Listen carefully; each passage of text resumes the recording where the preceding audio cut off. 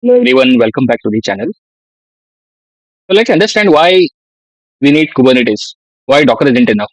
Okay, as you might be aware, so Docker helps you build and run containers, right? So that's the core thing that Docker does. Okay, it basically helps you create the containers and execute them. So where does Kubernetes fit in the picture, right? So that's the ask. Okay, so now let's understand that. Okay, you have created a container, it is running fine for now, but then suppose is there is some issue, the container crashes. Okay, then first of all the problem is you'll have to continuously monitor it and check if the container is up and running or not. Okay, so that monitoring is required, and on monitoring then you'll have to make sure that there is a replacement, okay, of that container. So that is also important. So the crashed container should be replaced with the new running container, and then there would be the networking part and all those stuff that will be involved, right? So there are two or three other steps that you'll have to take. So these are the problems that you will have to take care. Suppose you are handling this management of Docker or the container, basically management of container. So this is where Kubernetes comes into picture. So there are other issues also, right? Say suppose I want three or four uh, instances of my particular service. Okay, just take payment service. So payment service currently it is running at there are two instances of payment service. Say during some peak period, I might say that okay, the payment service should go scale up to four instances. So that scaling in and scaling out, again, those are the things that you will have to take care.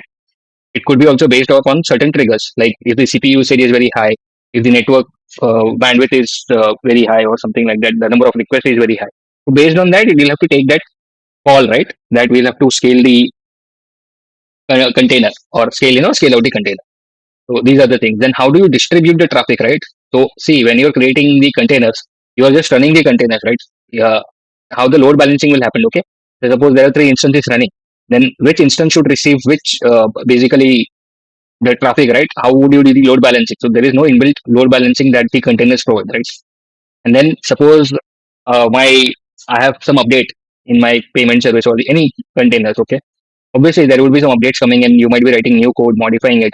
You'll have to deploy that thing, right? So again, how will you take care of that deployment strategy, right? So it is so almost those things are things that you cannot take care by just creating a container. So Docker doesn't do those things. Docker only creates helps you create the containers. So that's the thing. And what if the server goes down? So we have already discussed, right? So these are the things where Kubernetes will help you. It will come as a manager, you could say, as an orchestrator of your containers. Now I'm just talking about two or three containers, but then when you are running an application or you're running a project, right? You might have hundreds of services. You might have um, 200, 300 containers or instances running at a time. The scheduling of them, all those things are taken care by Kubernetes. So Kubernetes is basically an orchestrator. So thing is, Dockers will help you create the containers, and Kubernetes will basically help you deploy, make sure that it is up and running, and all those things are taken care by Kubernetes. So basically, management of your containers. So that is what Kubernetes is going to handle. As we already discussed, right? All these problems, if you just try to think, if you have to do it manually, then how many issues that you might face up, and how many scenarios and things that might come up, right? Where that you'll have to handle it manually. So it is this is where Kubernetes fills that gap and actually helps us in the orchestration of our container or the microservices, you could say. So just the important distinction that you can keep in mind is Docker will build and run containers, and Kubernetes is basically your management. It will manage the containerized application at scale. When we say management, it will do a lot of things. It will deploy. It will decide, okay, which particular node or basically the server that it should be deployed. The scaling part, whether you want to scale out to four or five instances, or you would have to reduce it to one or two. Everything will be taken care by Kubernetes. It's just you need to configure it.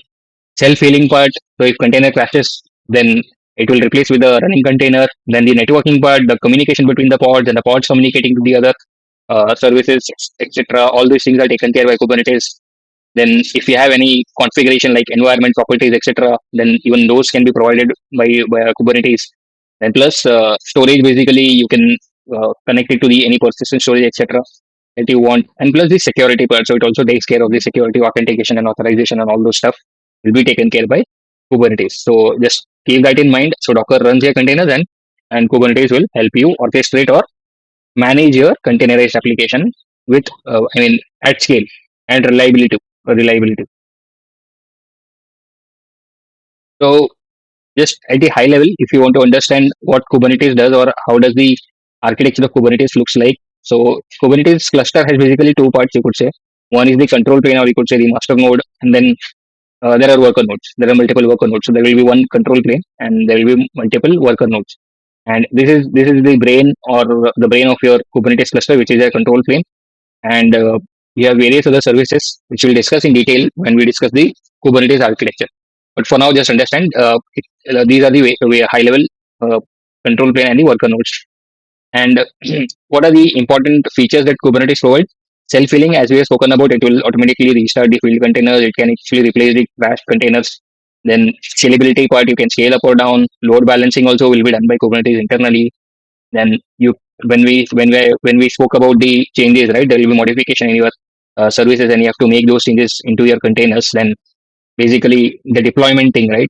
The deployment thing will be handled by Kubernetes. So if there is a failure in the deployment itself, we can do the rollback as well. And obviously, because it is running on multiple nodes, right? The worker nodes, as you can see in the diagram, it is also a candidate of high availability. So it also helps us in the high availability. So this is what Kubernetes done, and this is where Kubernetes will come into picture. So don't get confused, and don't think that Docker and Kubernetes are same. So this was all about the introduction to Kubernetes, or you could say why Kubernetes and why just Docker is not enough. Thank you so much. Have a good day.